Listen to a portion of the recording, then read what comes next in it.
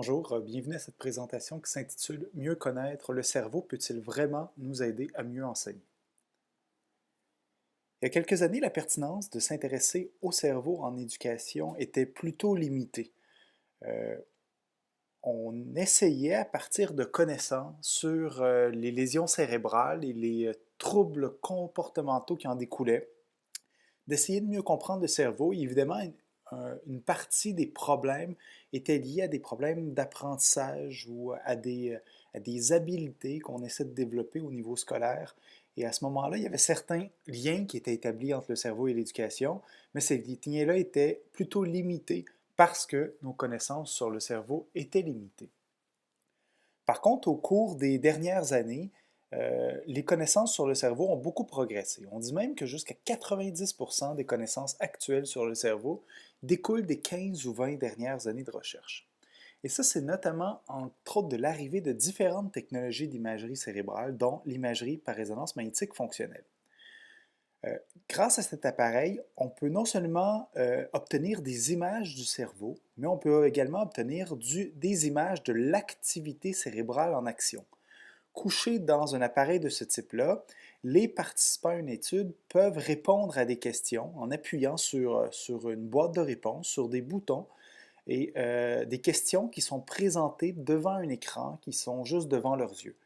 À vrai dire, on présente l'image d'un écran sur un miroir, image qui peut être perçue par le participant. Donc, on peut présenter des questions sous forme visuelle, sous forme d'image, sous forme de texte, et le participant doit donc répondre à ces différentes tâches-là, à ces différentes questions, et pendant qu'il travaille à résoudre les problèmes, à accomplir la tâche, l'activité cérébrale est davantage, le cerveau est davantage activé dans certaines régions cérébrales et cet appareil-là permet de savoir où se situent les principales activations associées à certaines tâches, notamment aux tâches scolaires. Euh, donc, devant toutes ces recherches, toutes ces nouvelles connaissances sur le cerveau, il y a plusieurs personnes qui se sont mises à se poser la question de la pertinence de ces nouvelles connaissances pour le champ de l'éducation. Et selon certains, c'est tout à fait pertinent de s'intéresser au cerveau en éducation. L'OCDE a lancé en 1999 un vaste processus de consultation, à la fois dans le milieu de l'éducation que celui des neurosciences. Et ce vaste processus de consultation a mené à deux rapports, dont le dernier en 2007, donc publié par l'OCDE, qui stipule que la neuroscience de l'éducation, autrement dit la neuroéducation, débouche sur des connaissances précieuses et neuves qui permettent d'informer politique et pratiques éducatives. C'est une affirmation des plus optimistes, hein, parce qu'on dit non seulement c'est des connaissances nouvelles, neuves, mais c'est des connaissances assez précises. Et précises et qui peuvent avoir des retombées sur les grandes politiques éducatives, mais également sur les pratiques éducatives, sur les pratiques des enseignants. Donc une affirmation très forte de l'OCDE. Un peu plus récemment, en 2011, la Royal Society au Royaume-Uni a fait un rapport du même type, donc pour examiner la pertinence des recherches sur le cerveau en contexte d'éducation et d'apprentissage. Et l'une des principales recommandations qui découlent de ce rapport-là est que les enseignants devraient recevoir une certaine formation en neurosciences, du moins sur les éléments qui concernent des problématiques éducatives. Donc, encore une fois, quelque chose de très positif qui va même jusqu'à dire que non seulement c'est pertinent, mais on devrait en faire un objet, on devrait intégrer ces éléments-là à l'intérieur de la formation des maîtres. Euh, Depuis quelques années, de nombreuses universités offrent des programmes en neuroéducation, dont l'une des premières a été à Harvard, qui offre en fait depuis 2004 un programme de maîtrise en neuroéducation.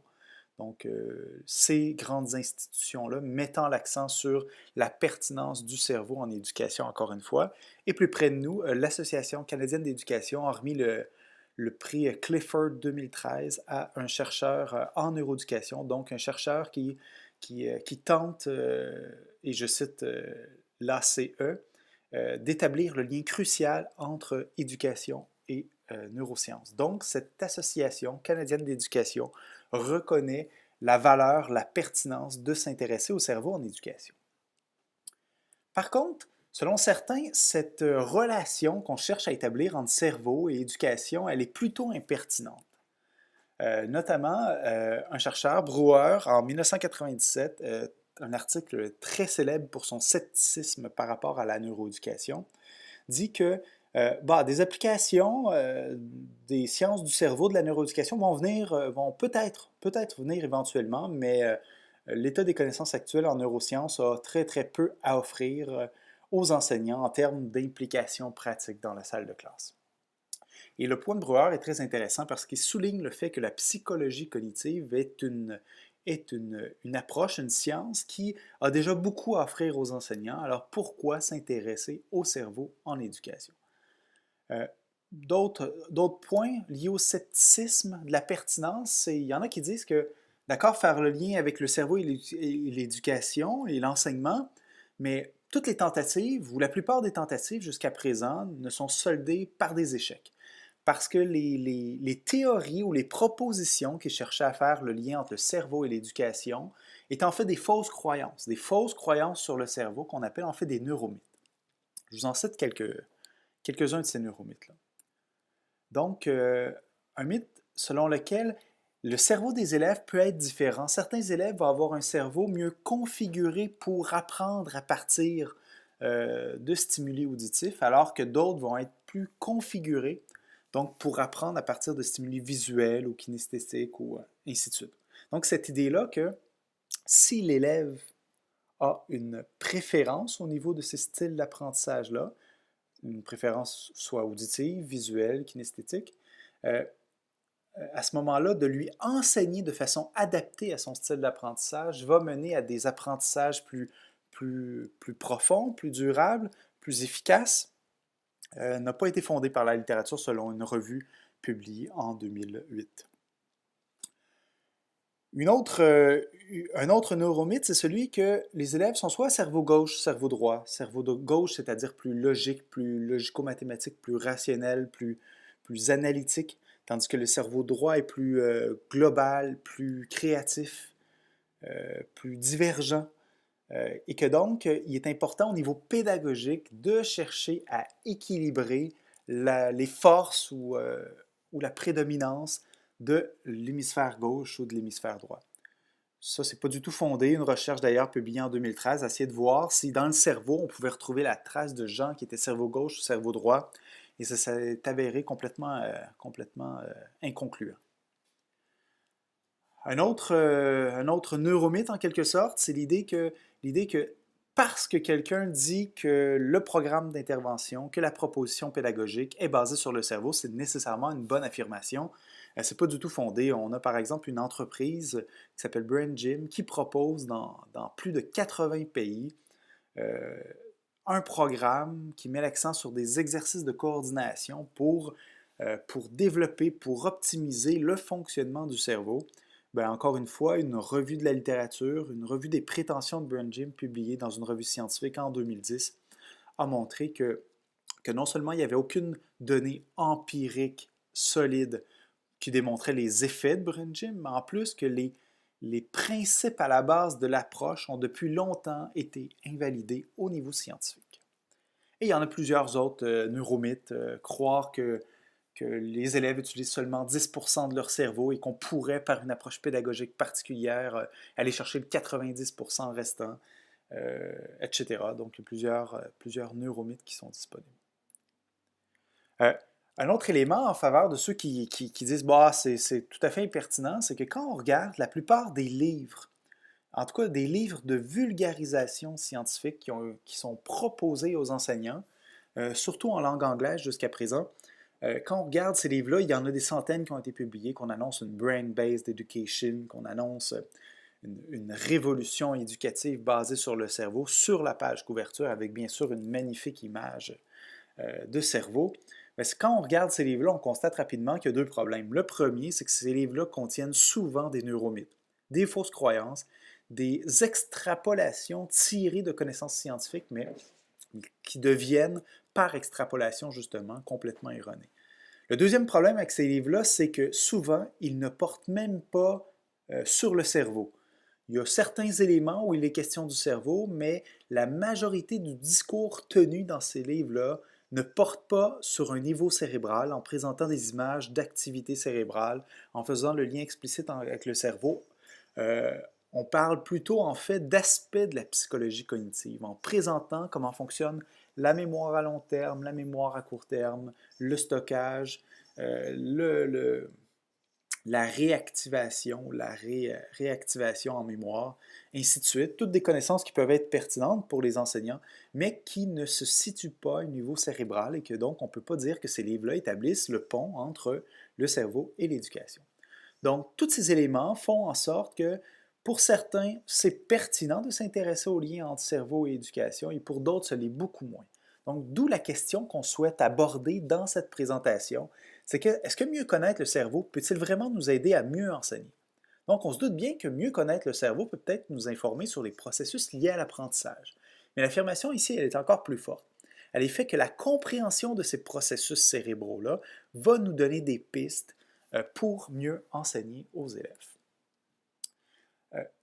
Juste avant d'examiner cette question-là, il faut faire une parenthèse pour voir ce que la neuroscience est, en fait, dans les faits, dans ce que les chercheurs en font, et ce qu'elle n'est pas.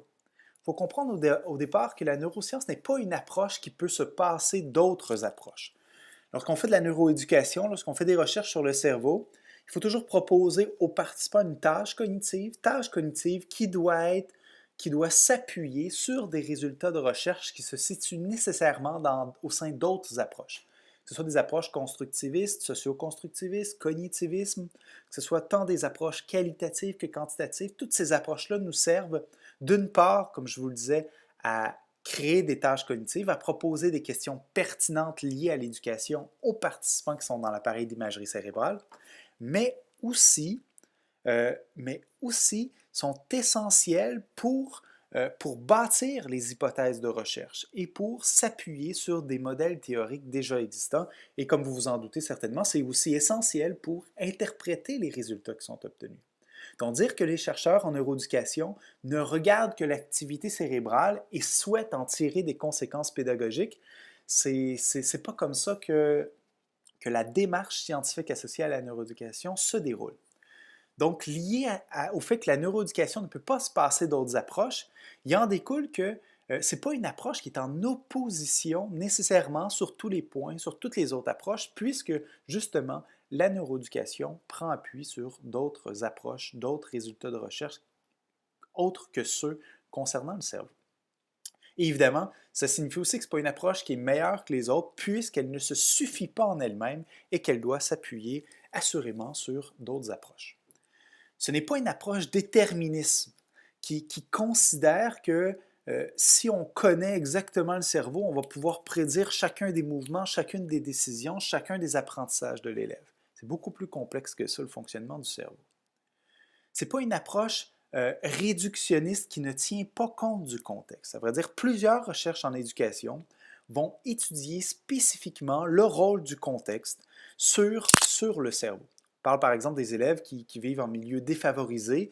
Il y a une relativement vaste littérature à ce sujet qui montre les effets donc, du milieu socio-économique sur le cerveau.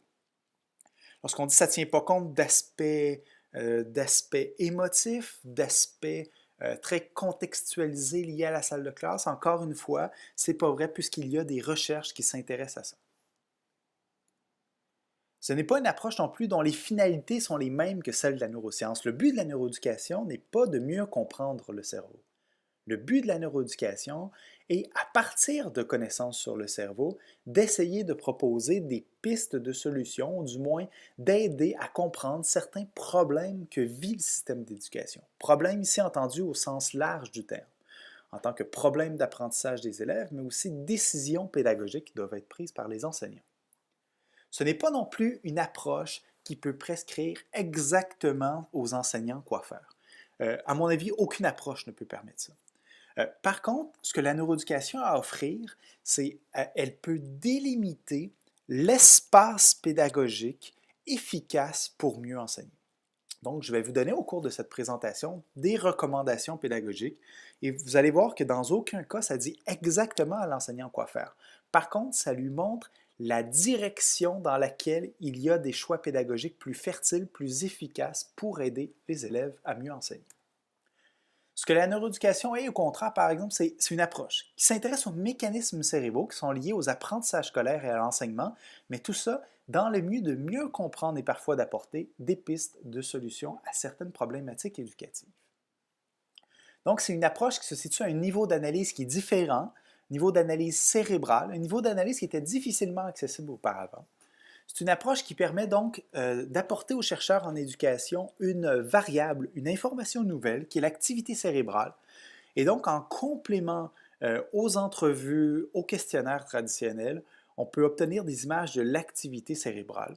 Et cette activité cérébrale-là peut nous aider parfois à vérifier certaines hypothèses, certaines théories sur l'apprentissage ou l'enseignement, et parfois à stimuler la formulation d'hypothèses qui ont été encore inédites. Donc, une synergie entre les approches qui se crée à ce moment-là pour faire évoluer. Donc, distinguer nettement la neuroéducation du reste des approches, ce n'est pas une façon souhaitable de penser les méthodologies de recherche, du moins dans le domaine de la neuroéducation. Ça permet de trianguler les résultats parce que parfois, des connaissances sur le cerveau peuvent venir appuyer, peuvent venir renforcer les connaissances actuelles et donc en obtenant des résultats similaires à partir d'une approche et d'un niveau d'analyse complètement différent, à ce moment-là, ça permet de renforcer nos connaissances actuelles. C'est une approche aussi qui permet de comprendre pourquoi au niveau cérébral, certaines approches pédagogiques ont plus d'impact, ont plus d'efficacité que d'autres. Donc, ceci dit, ce que je vous propose aujourd'hui, c'est d'examiner si les connaissances en neuroéducation peuvent avoir un impact sur l'enseignement. Et à mon avis, au cours des dernières années, la relation entre cerveau et éducation s'est grandement renforcée. La première de ces découvertes, c'est qu'on sait aujourd'hui que l'apprentissage modifie la structure du cerveau. C'est-à-dire, lorsqu'un élève apprend, physiquement, littéralement, dans son cerveau, il va y avoir du mouvement, il va y avoir des modifications. Des connexions, les connexions plus précisément, en fait, les connexions entre les neurones du cerveau vont se trouver modifiées suite à l'apprentissage. Cette découverte est l'une des plus grandes découvertes, à vrai dire, réalisées au cours des 50 dernières années en neurosciences. Et sans cette découverte-là, il est très difficile d'établir des ponts entre le cerveau et l'éducation. Tout simplement parce que si l'apprentissage ne modifie pas le cerveau, à quoi cela va-t-il servir de mesurer l'activité cérébrale, d'obtenir des images du cerveau?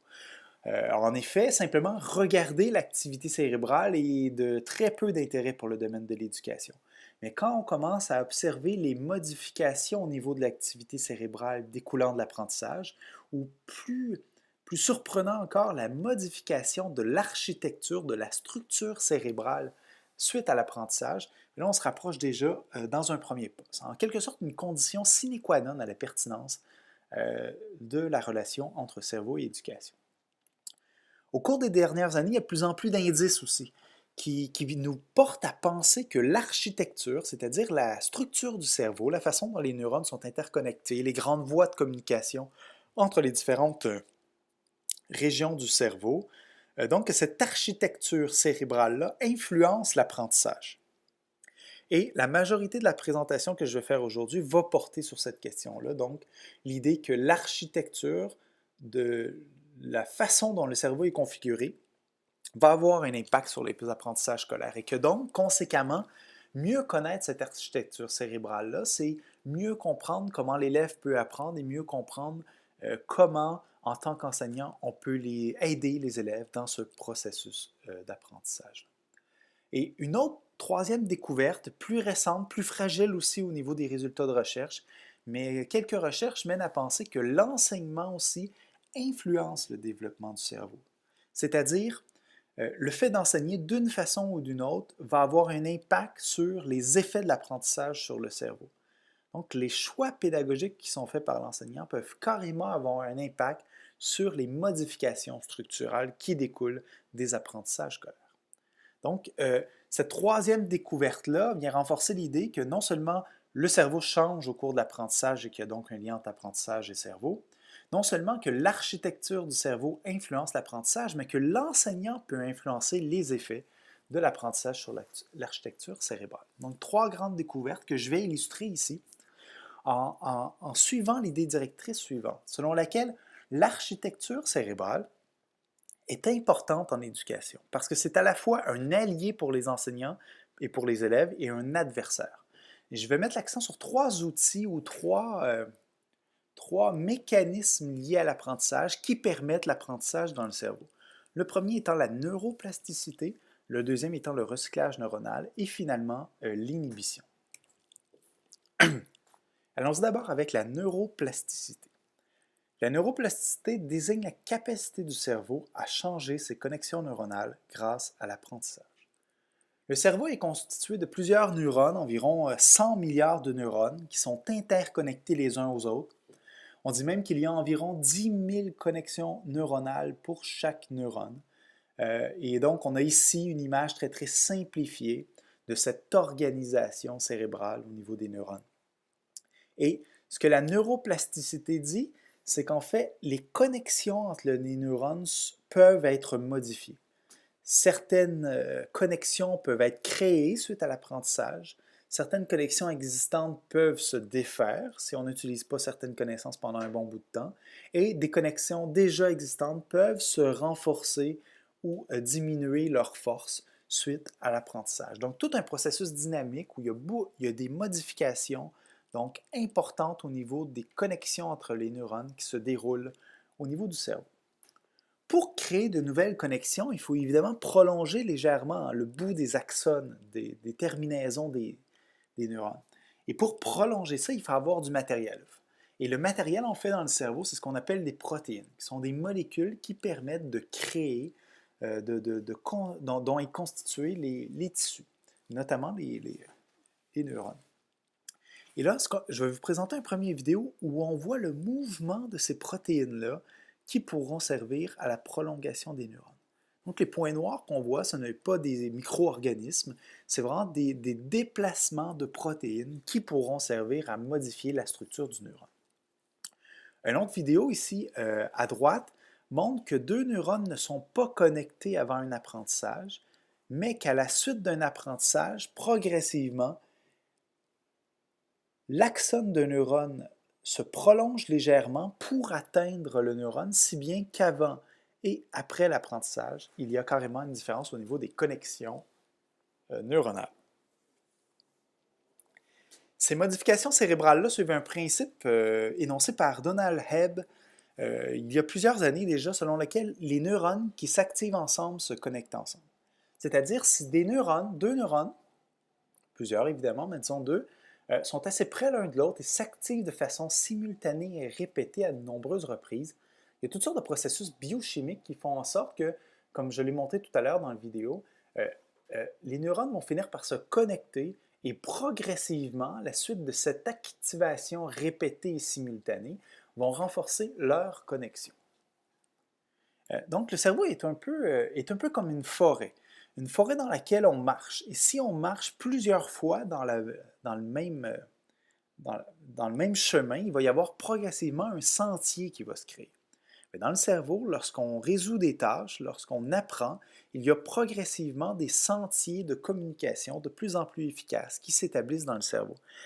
Sentiers qui deviennent, comme je le disais, plus efficaces et qui mèneront à une certaine automatisation des processus liés à une certaine tâche et donc à une plus grande facilitation de la résolution de certains problèmes ou de l'exécution de certaines tâches, ce qui va permettre de libérer de l'espace cognitif, libérer les processus attentionnels, libérer la surcharge cognitive dans laquelle se retrouvent les apprenants au début des processus d'apprentissage pour à ce moment-là, consolider leurs apprentissages. Si on ne marche pas pendant un bon bout de temps dans les sentiers créés dans la forêt, la végétation progressivement reprend sa place. Et dans le cerveau, c'est un petit peu de la même façon. Les réseaux de neurones, c'est-à-dire les neurones, les ensembles de neurones qui sont connectés les uns aux autres, donc les réseaux de neurones qui ne sont pas utilisés vont finir par progressivement se déconnecter, c'est-à-dire les neurones constituant le réseau de neurones vont progressivement se déconnecter, en tout cas affaiblir leur connexion, ils peuvent même jusqu'à se déconnecter. Donc, cette idée-là que le cerveau est un système dynamique et que la neuroplasticité joue un rôle dans l'apprentissage et, comme je le disais en introduction, une condition sine qua non à la pertinence de l'éducation, du cerveau en éducation. Maintenant, la question qu'on peut se poser, c'est comment favoriser cette neuroplasticité? Comment un enseignant peut faire en sorte de prendre appui sur les propriétés, les caractéristiques de cette neuroplasticité-là? Parce que dans le cerveau, il y a certaines contraintes qui vont faire en sorte que la neuroplasticité va se faire plus ou moins bien. Je vous présente deux de ces contraintes-là qui mènent à deux recommandations pédagogiques. La première, c'est une recommandation pédagogique de réactivation neuronale. Donc, c'est l'idée que les neurones associés à un apprentissage donné doivent s'activer à de nombreuses reprises pour que les neurones qui s'activent ensemble non seulement se connectent ensemble, mais renforcent leur connexion. Comment participer à cette réactivation neuronale? Il y a bien sûr en proposant des tâches qui impliquent de mobiliser, d'utiliser, d'activer notre cerveau, d'activer certains savoirs spécifiques ou des habiletés spécifiques. Il y aura bien sûr questionner les élèves pour les forcer à répondre à des questions, demander aux élèves d'enseigner à d'autres élèves. À ce moment-là, lors de l'enseignement, il doit y avoir nécessairement réactivation des réseaux de neurones en lien avec une habileté ou un apprentissage. L'interaction, bien sûr, peut favoriser la réactivation. Les tests, que ce soit sous forme d'exercices, d'évaluation formative, de mini-tests et d'examens, ce sont des moments où doit y avoir réactivation des neurones, ce qui permet non seulement de savoir où l'élève en est, en fait, mais au niveau pédagogique, lors de la passation des tests, il y a consolidation des apprentissages. Montrer comment étudier. Parce que les élèves, souvent, pour étudier, vont relire leurs notes, vont souligner des passages dans le texte, et ce sont des stratégies inefficaces. Une stratégie efficace, c'est de se poser à soi-même des questions, d'essayer donc de réactiver les neurones, de récupérer en mémoire l'information encodée précédemment. Et etc. Il y a plusieurs d'autres façons. Donc, une recommandation liée à la réactivation neuronale. Recommandation qui, vous vous en doutez, hein, n'est pas nouvelle. Lorsqu'on dit que l'élève doit être actif dans ses apprentissages, on fait référence à cette recommandation pédagogique-là qui prend appui également sur le cerveau. Et non seulement l'élève est actif dans ses apprentissages, mais l'idée aussi qu'il est important que pour la plupart des apprentissages scolaires, une certaine forme de répétition, de réactivation neuronale est nécessaire. Une autre recommandation pédagogique est en lien avec la planification de l'enseignement, plus précisément en lien avec l'espacement des périodes allouées à certains apprentissages. Donc, cette recommandation est à l'effet qu'il faut espacer les périodes d'apprentissage plutôt que les concentrer. Donc, il est préférable de répartir le temps d'enseignement d'un sujet donné sur plusieurs courtes périodes réparties sur plusieurs jours que de concentrer l'ensemble de ces périodes sur un très court laps de temps, disons une journée entière ou un après-midi entier. Et la raison pour laquelle c'est lié à la neuroplasticité, c'est qu'on s'est rendu compte au cours des dernières années que lors des périodes de repos ou des périodes de sommeil, donc lorsqu'on dort, durant notre sommeil, les neurones liés aux apprentissages dans la journée vont se réactiver. Il y a des recherches très éloquentes à ce propos où on se rend compte qu'on mesure l'activité cérébrale des gens pendant l'apprentissage et pendant les périodes de repos, et on se rend compte qu'il y a une réactivation des mêmes réseaux de neurones, ce qui permet donc de réactiver les neurones et donc de consolider les apprentissages. Donc le fait qu'il y ait des périodes de repos et de sommeil entre les périodes d'apprentissage permet de réactiver les neurones et également de consolider donc les apprentissages ou les connexions neuronales. Comment faire ça? Je vous l'ai dit, répartir le temps alloué à un apprentissage, par exemple 4 fois 30 minutes plutôt qu'une fois 2 heures. Éviter de regrouper les périodes d'enseignement allouées à un sujet donné. Revenir sur des contenus déjà appris. Donc, c'est un processus naturel pour le cerveau de déconnecter, si je peux m'exprimer ici, les réseaux de neurones. Donc, c'est comme normal pour le cerveau d'oublier les éléments appris s'ils ne sont pas remobilisés une fois de temps en temps. Donc, d'où l'importance de revenir sur les contenus appris il y a même un bon bout de temps, 1 mois, 2 mois, l'année passée même, et que si on ne le fait pas, on ne peut que s'attendre à un oubli de la part des étudiants, à moins que bien sûr ces contenus-là soient sollicités de d'autres façons. Donc, une stratégie aussi pour aider l'espacement, c'est donner des devoirs non pas sur les contenus d'apprentissage en cours, mais sur les contenus déjà abordés auparavant. Donc, à l'étape précédente, par exemple, et on donne des devoirs donc, pour favoriser cet effet d'espacement. Effet d'espacement qui soit dit que, en passant que non seulement l'élève apprend plus pour le même temps et apprend de façon plus complète, plus profonde, mais également que, que les apprentissages, que les connaissances acquises vont perdurer plus longtemps lorsqu'on utilise l'effet d'espacement. Donc, au niveau de l'étude aussi, on pourrait montrer aux élèves à mieux étudier, c'est-à-dire d'espacer leur période d'étude. D'étudier seulement la veille de l'examen, c'est certainement une très mauvaise stratégie pour respecter le fonctionnement ou les contraintes biologiques liées à la neuroplasticité. Bien sûr, plusieurs autres exemples. Donc, cette neuroplasticité-là est contrainte par certains phénomènes biologiques et en prenant appui sur ces contraintes-là, donc en réactivant de nombreuses reprises les neurones et en espaçant les périodes d'apprentissage, on peut favoriser l'apprentissage. Le deuxième aspect, c'est un aspect qu'on appelle le recyclage neuronal. Le recyclage neuronal, c'est un processus en fait par lequel une région du cerveau va se modifier pour changer la fonction que cette région cérébrale-là accomplit. Je vais vous donner des exemples de ça, mais l'idée est que le recyclage neuronal, c'est en fait modifier les connexions dans une région du cerveau, ce qui va modifier le rôle, la capacité de cette fonction-là.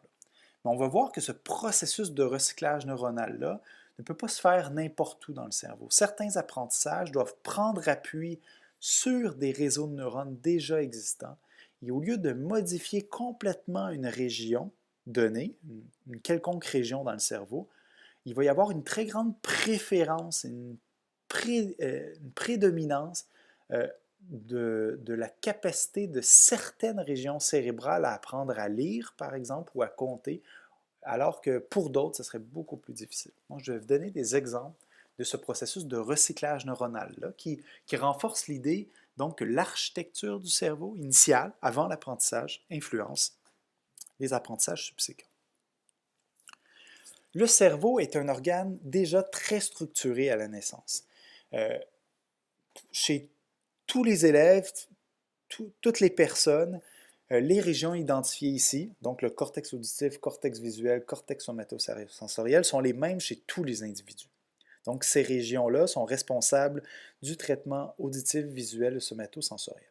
Somatosensoriel étant un peu le sens du toucher, si vous voulez, mais non seulement la perception de la pression sur la peau ou de la température de la peau, mais aussi la reconnaissance, la conscience de la position des membres dans l'espace et la position de nos yeux à différents endroits à gauche et à droite. Donc, ce qu'on appelle en fait la proprioception. Donc, chez tous les individus, le cerveau est structuré de cette façon-là, tout simplement parce que les nerfs sensitifs, c'est-à-dire le nerf auditif, le nerf visuel, les nerfs somatosensoriels, sont connectés à des régions du cerveau-là, et donc il est certain que ces régions-là sont liées à ces traitements sensoriels-là. Une autre région qu'on appelle le cortex moteur nous permet de bouger. Chacune des régions de ce cortex moteur-là est responsable du mouvement de certains muscles, de la contraction de certains muscles. Encore une fois, chez tous les individus, c'est cette région-là parce que les nerfs moteurs, donc qui relient le cerveau aux muscles, partent de cette région-là. Et ça, cette structure générale et universelle va avoir un impact sur le rôle ou le développement des autres régions. On sait que, par exemple, le traitement spatial est plus en lien avec le cortex pariétal qui se retrouve sur le dessus du cerveau, parce que le traitement spatial implique une coordination à la fois d'éléments visuels, mais aussi d'une perception de nos membres dans l'espace, notamment de la position de nos yeux. Pour évaluer la distance entre deux objets, il faut avoir conscience d'une certaine distance au niveau du mouvement des yeux pour passer d'un objet à l'autre, notamment.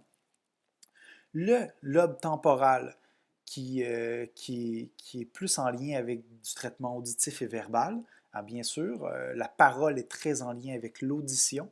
Et à ce moment-là, de façon tout à fait prévisible, les régions associées au langage se situent dans le lobe temporal gauche, lobe temporal, pardon. Et la région devant, donc le lobe frontal, est responsable de capacités de plus haut niveau qui sont moins liées au sens en tant que tel. Donc, on parle de capacité de planification, de contrôle, de prise de décision, de mémoire de travail. Tout ça se situe dans le cortex préfrontal. Donc, chez l'élève qui arrive en classe, le cerveau est déjà, il y a une certaine architecture cérébrale qui est imprimée. Et ce que je veux souligner ici, c'est la connaissance de cette structure initiale-là joue un rôle déterminant dans l'acquisition des savoirs scolaires.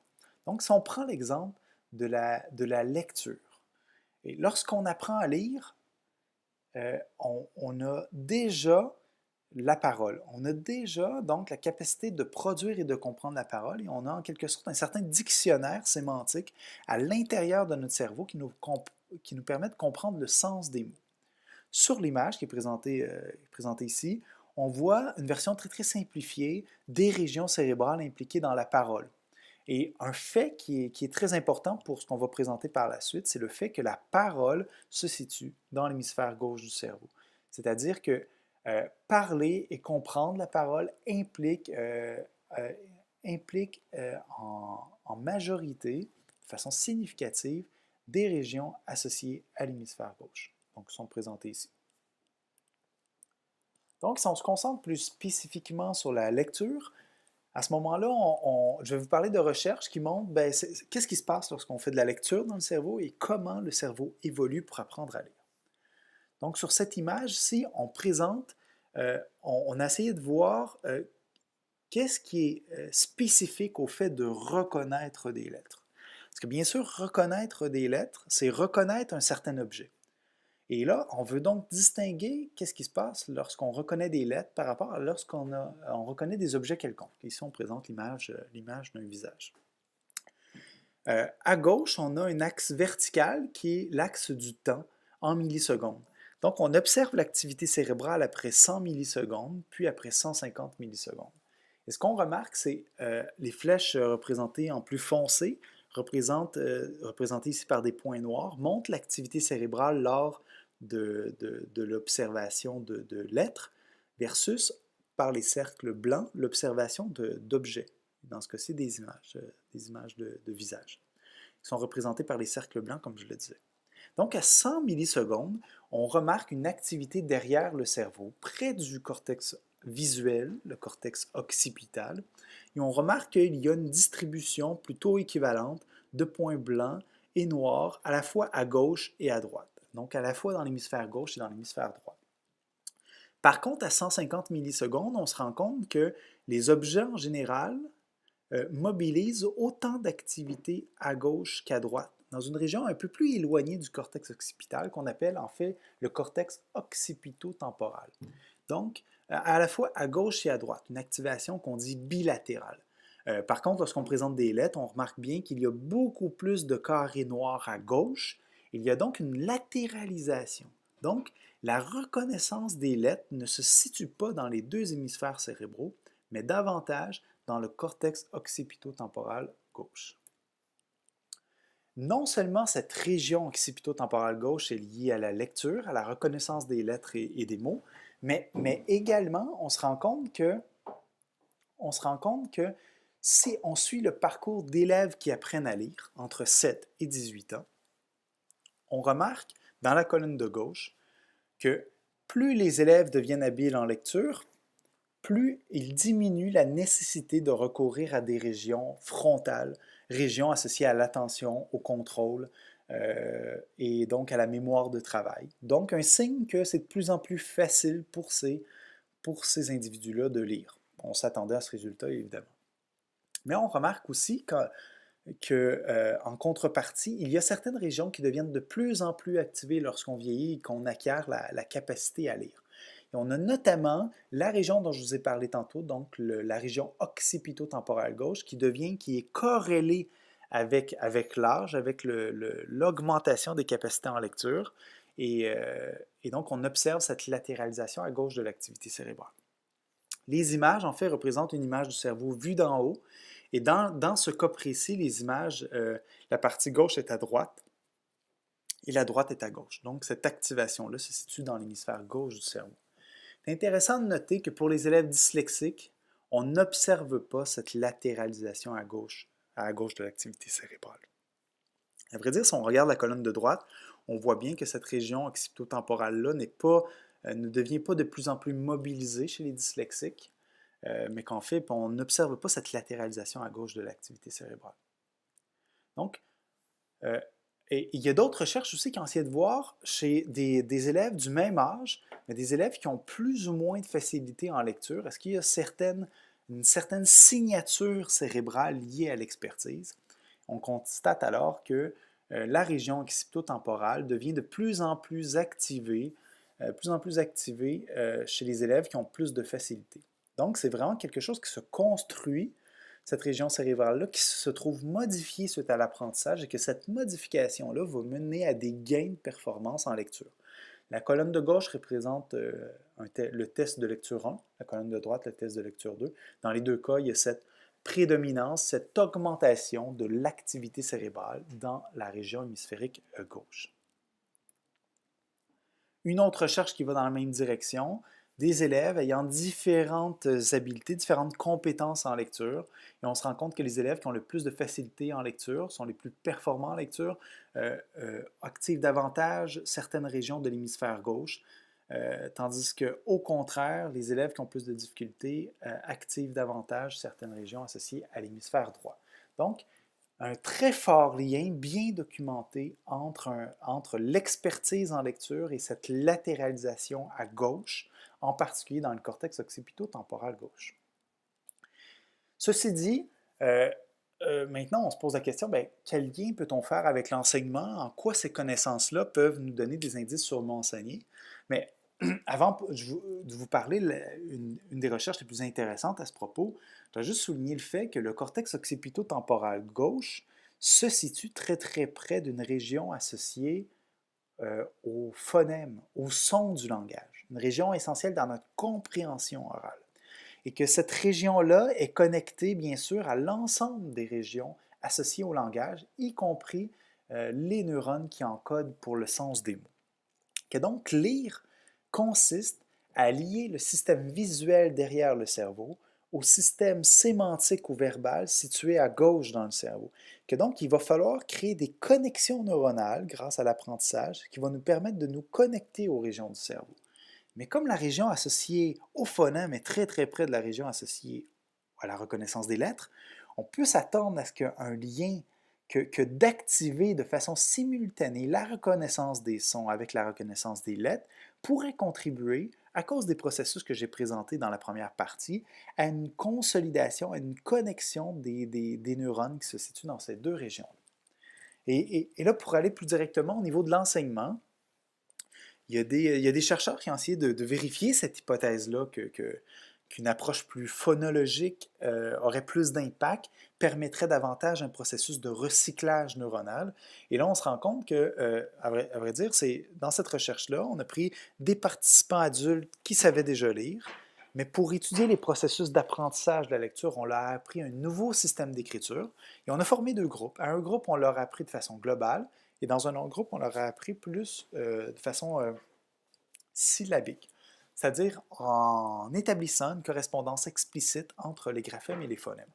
Et là, on se rend compte que donc, chez le groupe, pour expliquer la procédure, à vrai dire, allons-y, chez le groupe qui bénéficiait d'une approche plus globale, on présentait une vingtaine de symboles et la signification de chacun de ces symboles-là. Dans ce cas-ci, le symbole représenté par des lignes représente le mot fog. Dans le deuxième groupe, on utilise exactement les mêmes symboles, on donne les mêmes directives, mais on ajoute une information, on dit que les symboles se lisent de bas en haut, la partie du bas correspondant au premier phonème, dans ce cas-ci le F, le deuxième phonème, dans ce cas-ci le O, et finalement, en haut du symbole, le troisième phonème, dans ce cas-ci le G, ce qui constitue une lecture de bas en haut, le mot fog. Et là, on a essayé d'observer l'activité cérébrale auprès des participants de chacun des deux groupes. Et ce qu'on a observé, c'est que chez le groupe graphophonétique syllabique, on assiste à une latéralisation à gauche de l'activité cérébrale, tandis que chez le groupe qui a bénéficié, si je peux m'exprimer ainsi, d'une approche globale, on assiste donc à une activité plus prononcée dans l'hémisphère droit. Compte tenu de ce qu'on sait au niveau du développement de la capacité à lire, de l'importance de la région occipito-temporale dans les processus associés à la lecture, ces résultats-là mènent à confirmer qu'une approche graphophonétique est bien plus compatible avec le cerveau, permet d'activer les neurones associés à l'expertise, et bien sûr, ces neurones-là, s'ils s'activent à plusieurs reprises, vont pouvoir consolider leurs interrelations et donc favoriser l'acquisition de l'apprentissage. Les chercheurs sont allés plus loin en essayant non seulement en demandant non seulement aux participants de faire lire les symboles qui étaient à ce moment-là proposés, mais en proposant des nouveaux symboles. Et ceux qui avaient une approche graphophonétique essayaient donc, à partir de leur connaissance sur la correspondance graphème-phonème, de lire ces nouveaux mots-là. Et on observe encore une fois une légère latéralisation à gauche de l'activité cérébrale. Par contre, chez le groupe global, cette absence de latéralisation-là, elle est encore plus prononcée. Ça veut dire qu'on a une très grande latéralisation, mais à droite. Et comme je le disais tantôt, une latéralisation à gauche est corrélée avec l'expertise en lecture, et qu'une latéralisation à gauche aussi donc, peut sûrement contribuer à bien établir les neurones de la lecture.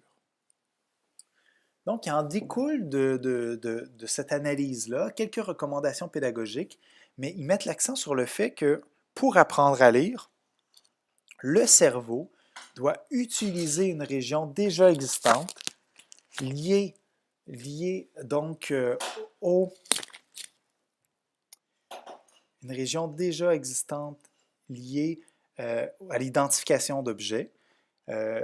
Mais que cette région-là doit être surspécialisée pour être capable de reconnaître les lettres. Et cette région, c'est la région occipito-temporale.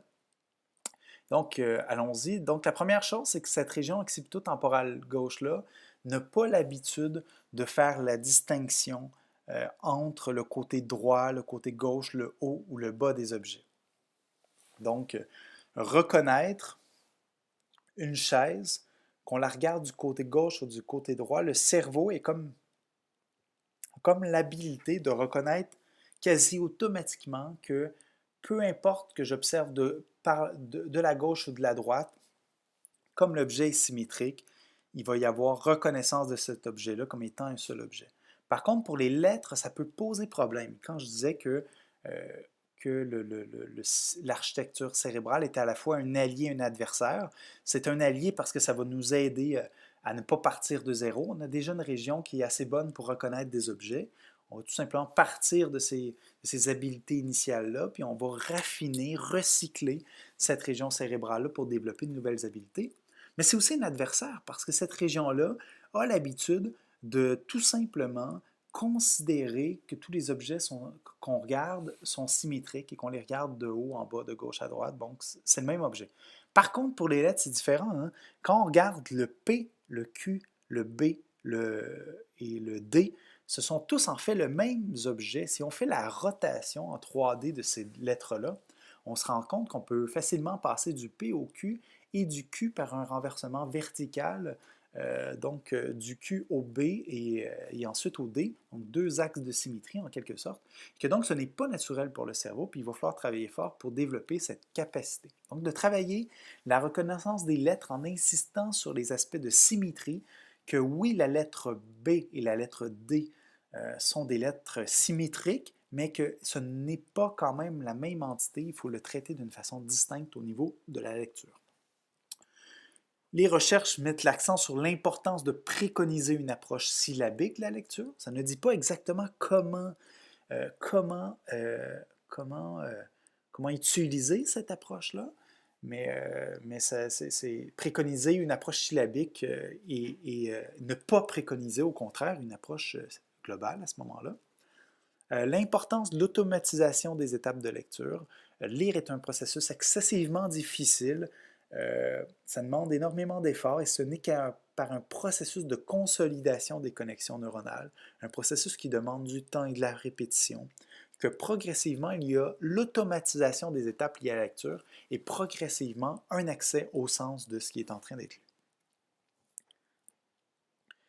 Il semblerait aussi qu'un enseignement explicite de la correspondance entre les lettres et les sons, donc travailler systématiquement que certaines lettres forment des graphèmes, c'est-à-dire des ensembles de lettres, et que ces graphèmes-là peuvent correspondre à des phonèmes qui forment des mots. Ça semble être une approche pédagogique à privilégier à ce moment. Doit-on rejeter complètement l'approche globale? C'est une bonne question. Je ne voudrais pas entrer dans ce débat-là ici, mais en tout cas, toutes les recherches ici montrent à penser que si on utilise une approche globale, on n'active pas les bons réseaux de neurones. Et si on n'active pas les bons réseaux de neurones, on ne peut pas contribuer à la consolidation des réseaux donc liés à l'expertise en lecture. Deux suggestions de lecture ici, deux livres de Stanislas Dehaene. Le premier, plus substantiel, qui porte sur les neurones de la lecture. Le deuxième, plus court, qui porte spécifiquement sur l'enseignement de la lecture et l'apprentissage de la lecture, donc à conseiller aux enseignants. Ces processus de recyclage neuronal-là sont non seulement en lien avec la lecture, mais aussi, on soupçonne de plus en plus qu'ils sont en lien avec le calcul. Parce qu'avant d'apprendre à calculer, il y a une région dédiée au sens des nombres, à cette idée intuitive-là que certains ensembles d'objets peuvent contenir un plus ou moins grand nombre d'éléments et que l'apprentissage du calcul et du système symbolique numérique va prendre appui sur ces régions déjà existantes et sûrement par un processus de recyclage neuronal, on modifie des régions déjà en lien avec le sens intuitif des nombres pour prendre appui sur cette idée-là. Il y aurait toute une histoire à raconter par rapport aux résultats, par rapport aux calculs qui ont énormément progressé très récemment. Mais ici, par manque de temps, on va juste souligner le fait que le calcul implique certainement des processus de recyclage neuronal également. Le troisième aspect, c'est ce qui s'appelle l'inhibition cérébrale. L'inhibition, au sens général du terme, c'est la capacité à contrôler ou à bloquer ses intuitions, ses habitudes, ses stratégies spontanées. Donc, on entend par le mot inhibition ici quelque chose qui n'est pas courant. Habituellement, lorsqu'on parle de quelqu'un qui est inhibé, on met l'accent sur quelqu'un qui est timide, gêné, qui n'ose pas s'exprimer. Le concept d'inhibition ici est beaucoup plus dans un sens actif et positif, c'est-à-dire qu'il s'agit de contrôler, de bloquer la capacité, nos intuitions initiales qui parfois peuvent nous amener dans des mauvaises directions. Je vais vous donner quelques exemples de ça. Il semblerait que l'inhibition soit en lien surtout avec les apprentissages qui sont difficiles, des apprentissages où il y a des erreurs systématiques et récurrentes qui sont commises et où l'enseignement habituel ne mène pas à un véritable changement conceptuel ou un véritable changement dans les processus de résolution de problèmes ou d'exécution de tâches. D'abord, il faut savoir que l'inhibition cérébrale est un processus qui se déroule dans le cerveau. Sans expliquer tous les détails, l'inhibition, c'est lorsque des groupes de neurones relâchent des neurotransmetteurs inhibiteurs qui vont venir nuire à l'activation de neurones. Donc, le fait d'inhiber une région, c'est en fait faire en sorte qu'elle va avoir plus de difficultés à s'activer, voire qu'elle ne s'activera pas du tout. Et une assez vaste littérature de recherche montre que pour la plupart des types d'inhibition, que ce soit l'inhibition verbale ou motrice ou autre, trois régions sont surtout mobilisées. On parle du cortex cingulaire antérieur, du cortex dorsolatéral, du cortex ventrolatéral. Le rôle relatif de ces régions-là dans l'inhibition n'est pas encore tout à fait compris. Par contre, tout porte à croire que le cortex cingulaire antérieur est une région qui déclenche le processus d'inhibition, qui mène dans le cortex préfrontal à une comparaison, à une juxtaposition des différentes possibilités, donc de l'élément à inhiber et de l'élément à utiliser, et que le cortex ventrolatéral, à cause de ses ramifications avec d'autres régions du cerveau, serait plus directement responsable à ce moment-là de l'inhibition en tant que telle. Mais souvent, ce réseau, ce mécanisme, ce réseau de différentes régions cérébrales est mobilisé. Certaines recherches ont récemment montré que l'apprentissage de certains concepts scientifiques en sciences pourrait impliquer de l'inhibition. Donc, il y a une vaste littérature sur les conceptions fréquentes des élèves. Et cette littérature-là montre que les élèves ont souvent des fausses croyances sur différents phénomènes naturels et que ces fausses croyances-là sont difficiles à faire évoluer. Par exemple, plusieurs personnes croient qu'un seul fil est suffisant pour allumer une ampoule et que donc que le circuit électrique présenté ici, il est scientifiquement correct. Par contre, lorsqu'on sait que deux fils sont nécessaires pour allumer une ampoule, en fait, on devrait, la connaissance scientifique où si on branchait les fils et les ampoules, on se rendrait compte que l'ampoule de droite ne devrait pas s'allumer. Mais plusieurs personnes, novices en sciences, soutiennent que oui, oui, c'est normal que l'ampoule s'allume parce qu'il y a un lien entre, c'est ça, la pile et l'ampoule. Une recherche menée par mon laboratoire en 2000, publiée très très récemment, en 2014 dans la revue Mind Brain Education, euh, montre que lorsqu'on compare l'activité cérébrale de novices et d'experts, experts qui ont réussi à changer leurs fausses conceptions, à surmonter leurs erreurs fréquentes, montre que ces experts-là activent davantage plusieurs régions cérébrales et que ce sont notamment des régions liées à l'inhibition. Donc, on parle du cortex singulaire antérieur, du cortex dorsolatéral et du cortex ventrolatéral. Donc, il semblerait que les experts en sciences sont en train d'inhiber quelque chose. Et ce quelque chose, on soupçonne qu'en fait, c'est une fausse conception qui n'a jamais disparu de leur cerveau. Plus précisément, on soupçonne que dans le cerveau, il y a certaines structures cognitives, certaines structures cérébrales qui nous aident à interpréter les données de l'expérience et que ces structures-là ne changent pas facilement, voire peut-être ne changent jamais. Et que donc une intuition, un réflexe spontané à considérer qu'il est normal que l'ampoule s'allume s'il y a un lien entre l'ampoule et une source d'alimentation, qu'à ce moment-là, même les experts qui ont une formation scientifique poussée doivent faire preuve d'inhibition pour contrôler leur intuition et s'exprimer et répondre de façon plus scientifique. Une autre recherche dont les résultats sont analysés et tout, mais on n'a pas encore publié de résultats de recherche, publié encore l'article concernant ces résultats-là, reprend un petit peu le même design de recherche, mais cette fois-ci avec une autre conception, qui est une conception en mécanique, à l'effet que les objets plus lourds tombent plus rapidement. Et on constate que les experts activent davantage certaines régions associées à l'inhibition. On parle notamment du cortex dorsolatéral et du cortex ventrolatéral. Donc, qui appuie cette idée-là que lorsqu'on apprend, les conceptions ne disparaissent jamais. Donc, si on a à gauche, avant l'apprentissage, qu'on a une certaine conception inappropriée au niveau scientifique, que cette conception-là, suite à l'apprentissage, qui est représentée ici par la flèche, ne disparaît pas, mais que comme ça ne disparaît pas, il y a toujours la possibilité que cette conception 1 vienne masquer en quelque sorte la conception 2, qui est la conception scientifique développée à l'école. Et qu'à ce moment-là, il faut, comme par un processus d'inhibition, de désactiver les réseaux de neurones en lien avec la conception 1 pour que la conception 2 puisse émerger. Donc, cette idée-là que apprendre les sciences, ce n'est non seulement changer de conception, mais c'est aussi apprendre à contrôler nos conceptions, nos réflexes initiaux pour arriver à une compréhension, à une formulation plus scientifique d'un problème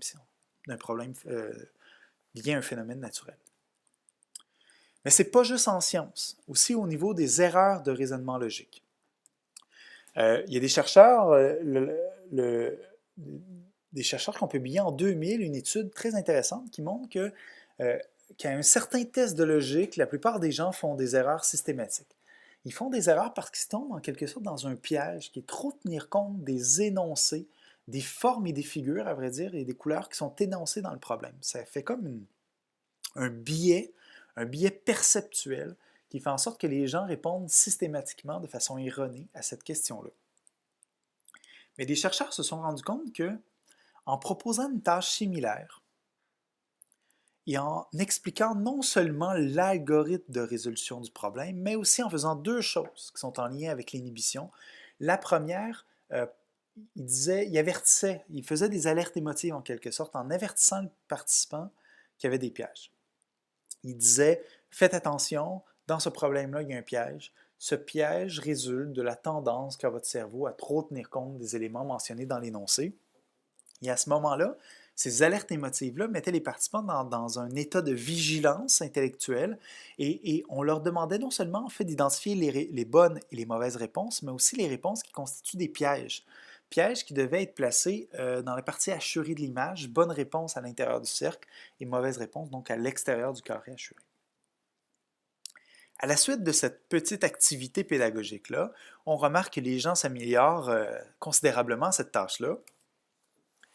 Et lorsqu'on compare l'activité cérébrale avant et après l'apprentissage, on remarque une complète reconfiguration de l'activité cérébrale. Activité cérébrale qui est davantage postérieure, davantage liée à la vision, aux perceptions, avant l'apprentissage, et qu'après l'apprentissage, donc pour raisonner de façon logique, on remarque une plus grande activation dans des régions frontales, notamment liées à l'inhibition. Donc tout se passe cette fois-ci, juste avant, les chercheurs sont allés plus loin dans une deuxième étude et ont essayé ils ont fait en fait, à vrai dire, deux groupes où ils ont enseigné de la façon dont je vous ai décrite tantôt en A, au groupe A, mais au groupe B, on leur a donné exactement les mêmes directives, mais sans les alertes émotives et sans la consigne de distinguer les réponses pièges des bonnes et des mauvaises réponses. Donc, les participants devaient seulement identifier les bonnes et les mauvaises réponses.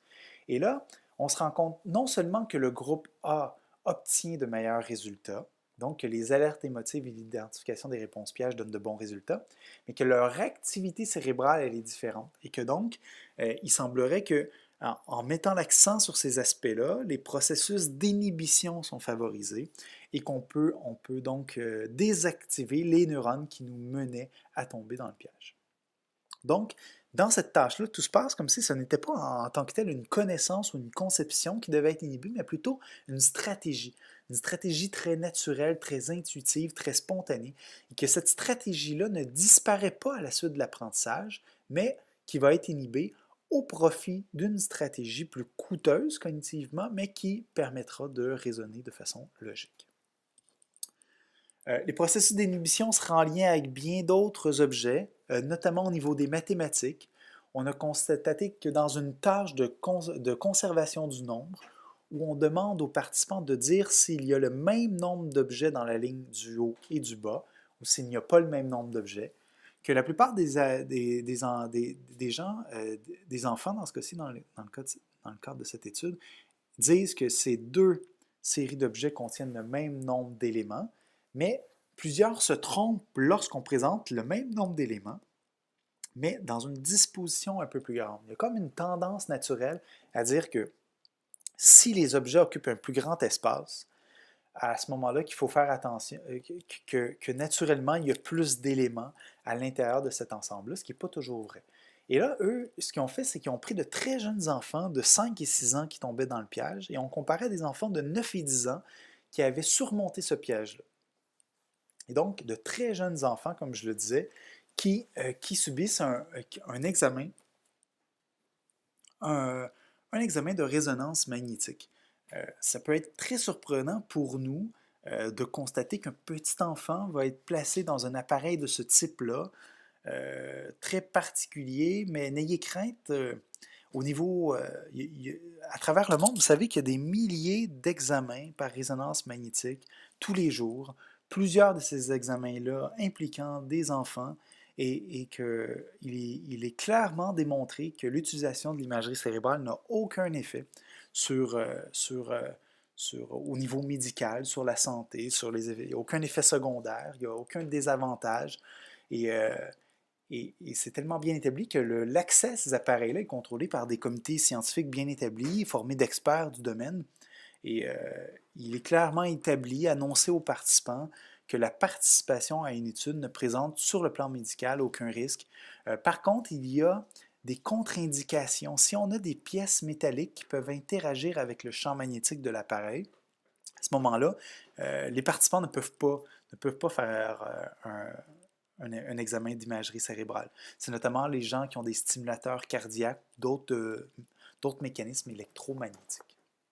Donc, lorsqu'on compare l'activité cérébrale de jeunes de 9 et 10 ans qui ont de bonnes réponses avec de plus jeunes enfants qui ont de mauvaises réponses, on constate deux choses intéressantes. La première, c'est une activation plus grande du sillon intrapariétal, région qui est en lien avec le sens intuitif des nombres qui semble se recycler au cours des processus neuronaux.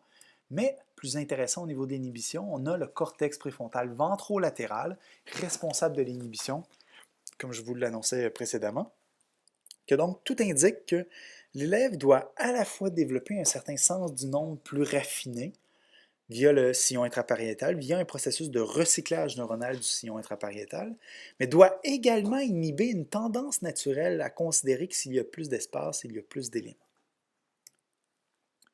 Un dernier exemple, cette fois-ci en géométrie, où si on demande aux élèves de dire si le périmètre des deux figures présentées est identique ou différent, on remarque que dans certaines situations, c'est assez facile. Les exemples du haut, on remarque que la figure de droite a un périmètre plus grand que la figure de gauche, mais c'est assez intuitif parce que l'aire de la figure est également plus grande. Par contre, il existe certains exemples qu'on appelle ici incongruents, où parfois l'aire de la figure diminue, mais le périmètre reste identique. Et dans ce cas-là, ça devient très, très contre-intuitif de dire que le périmètre est identique. Et à ce moment-là, on constate encore une fois que pour répondre correctement, pour surmonter cette règle intuitive qui associe aire plus grande à périmètre plus grand, il faut faire preuve d'inhibition, encore l'activation du cortex ventrolatéral. Donc, pour synthétiser ce qui a été dit par rapport à l'inhibition, tout porte à croire que les erreurs persistantes des élèves sont basées sur des réseaux de neurones très, très solidement établis et que peut-être ces intuitions, ces réseaux de neurones-là ne disparaissent jamais du cerveau de l'élève. Et conséquemment, apprendre, ce ne serait pas juste construire de nouvelles connaissances, ce ne serait pas juste reconfigurer des connaissances existantes, mais ce serait également apprendre à inhiber ces connaissances. Donc c'est ce que je disais. Donc, apprendre, c'est apprendre à inhiber ses connaissances antérieures. Quelques recommandations pédagogiques qui en découlent. Recommandations pédagogiques qui, je dois le dire, sont très fragiles à l'heure actuelle parce qu'on n'est pas assez avancé dans les recherches à ce propos. On est de plus en plus certain que l'inhibition joue un rôle dans certains apprentissages scolaires, mais comment aider les élèves à mieux inhiber? Il y a encore beaucoup de travail de recherche à faire, mais on a déjà quelques pistes. Il y a un bon nombre de recherches qui ont montré qu'il y a un lien entre l'exercice physique et la capacité d'inhibition. Donc, de développer l'inhibition passerait par notamment l'activité physique et la santé physique. Développer l'inhibition pourrait se faire aussi par l'apprentissage d'une langue seconde. Il y a bon nombre de recherches qui montrent que les gens qui ont deux langues ont une capacité d'inhibition supérieure, probablement parce qu'ils doivent contrôler leur tendance à parler dans une langue plutôt qu'une autre à différents moments. Que développer l'inhibition en jouant à des jeux classiques de contrôle comme Jandy, Go No Go. Go No Go qui est par exemple courir lorsqu'on entend de la musique, arrêter lorsqu'il n'y a plus de musique, mais ne répondre à aucune autre consigne. Prévenir les élèves de l'existence de pièges et apprendre aux élèves à identifier les réponses qui sont des pièges. Ça semble être une avenue, en tout cas, qui fonctionnait au niveau des erreurs de raisonnement logique. Et finalement, puisque les conceptions ne disparaissent jamais, puisque les intuitions ne disparaissent jamais, il faudrait constamment faire des allers-retours entre les intuitions et les savoirs scolaires. Typiquement, souvent, ce qu'on fait dans une séquence d'enseignement, c'est on met en évidence les fausses conceptions des élèves par un processus de conflit cognitif et ensuite on apprend le savoir scolaire. Par contre, ce que ces recherches-là disent, c'est qu'il ne faudrait pas juste faire ça au début. Il faudrait faire ça à différents moments dans la séquence d'enseignement, donc des allers-retours constants entre ces intuitions ancrées dans le cerveau et qui ne semblent pas vouloir disparaître et des habiletés ou des savoirs scolaires. Donc, pour conclure cette présentation-là, quelques messages à retenir. D'abord, il faut se méfier des neuromythes. Il faut se méfier de ceux qui prétendent qu'il est possible d'appliquer les recherches sur le cerveau en éducation parce qu'il y a eu dans le passé des applications non justifiées. Je vous ai donné quelques exemples durant la présentation, donc je vous invite à vous méfier de l'ensemble de la littérature qui porte sur ce sujet-là, mais en même temps, je vous invite aussi à ne pas tomber dans le neuromythe qui consiste à dire qu'il n'y a aucun lien entre le cerveau et l'enseignement, qu'il n'y a aucune pertinence à ces travaux-là. J'ai mis l'accent sur le fait que l'architecture du cerveau pouvait influencer donc les apprentissages scolaires. On a vu que la neuroplasticité, qui est le processus général lié à l'apprentissage, était contraint, était guidé par deux aspects qui consistent en des recommandations pédagogiques. Le premier, l'importance de la réactivation neuronale, et le deuxième, l'importance de l'espacement. Ensuite, j'ai insisté sur le fait, justement, comme je le disais précédemment, que l'architecture du cerveau influence l'apprentissage. Plus spécifiquement, que certains apprentissages scolaires, notamment la lecture et le calcul, nécessitent sans doute des processus de recyclage neuronal. Donc, ce n'est pas vrai qu'on peut apprendre, euh, euh, ancrer les apprentissages dans n'importe quelle région du cerveau. Il y a certaines régions qui sont jusqu'à un certain point qui peuvent qui ont des affinités, je dirais, plus naturelles avec les habiletés à développer.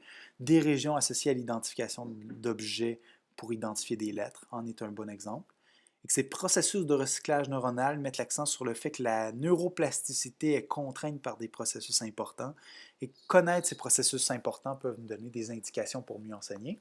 Il y avait les dénibitions aussi lorsqu'il est question d'erreurs persistantes.